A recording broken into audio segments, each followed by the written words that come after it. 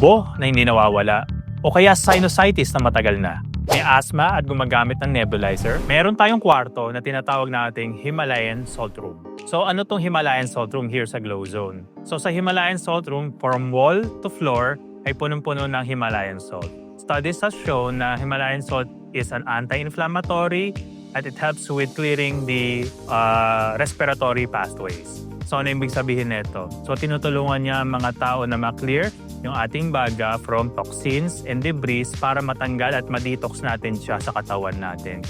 Kaya minsan sa mga tao may ubo, mabilis siyang matanggal, mabilis mawala ang sipon, at sa mga taong may asthma, naninikip yung airways na he-help niyang paluwagin ito. So sa Himalayan Salt Room, meron tayong mga Himalayan salt na nag-i-emit ng negative ions na nilalabanan ng mga bacteria and viruses. So dito, nagbubuga tayo ng microscopic medical grade salt na punong-puno ng negative ions na pinapalibutan niya yung buong kwarto.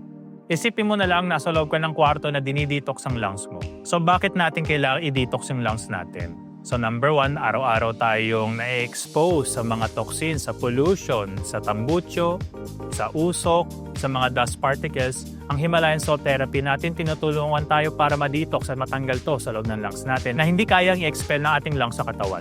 Our clients book the Salt Room not just for its therapeutic effect but also its relaxation effect. Pwede ka kasi mag-massage doon sa loob ng room.